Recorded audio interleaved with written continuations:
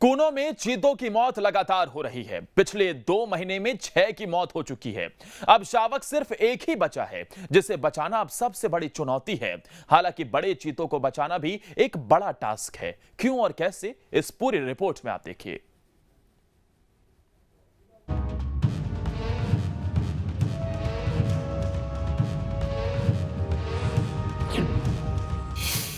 कूनो में चीतों को बचाना संकट।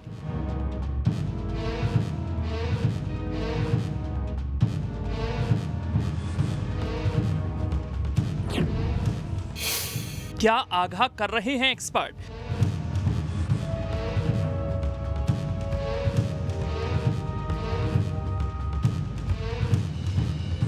कूनो से अच्छी खबर आने के लिए अब लोगों के कान तरसने लगे हैं। आए दिन चीतों की हो रही मौत से चीता युग की वापसी को लेकर मन में कई सवाल खड़े होने लगे। आलम यह है कि कूनो में पिछले 2 महीनों में 6 चीतों की मौत हो चुकी है। इनमें 3 शावक भी शामिल हैं। पार्क में बचे एक शावक को बचाने के लिए जी जान से कोशिश की जा रही है ताकि शावक सरवाइव कर सके।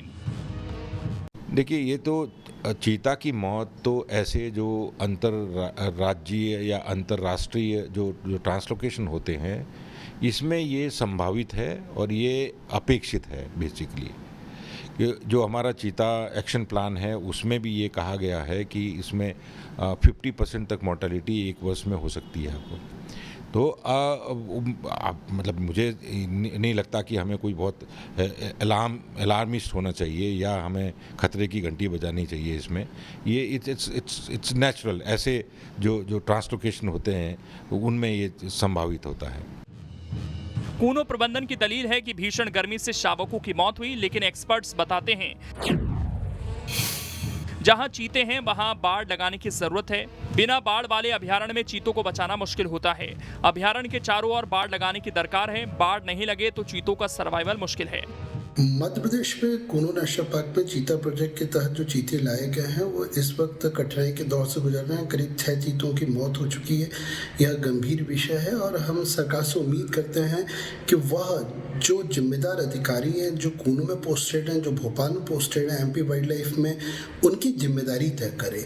चीतों की मौत यदि हो रही है तो उसमें सुधार क्या होगा, बाकी चीते कैसे बचेंगे, यह प्रश्न है और ये प्रश्न सरकार को जवाब देना पड़ेगा। क्योंकि चीतों को प्रोजेक्ट के तहत भारत में लाने के पहले फॉरेस्ट के अधिकारियों ने करीब 1.5 साल लाखों करोड़ों रुपए खर्च करके साउथ अफ्रीका, नामीबिया में ट्रेनिंग ली है। वहां पे उनकी प्रबंधन के बारे में जानकारी हासिल करी है और आज चीतों का प्रबंधन में यदि कोई लापरवाही हो रही है तो अब सख्ती और कठोरता से इनको बचाने के लिए कदम उठाया जाए।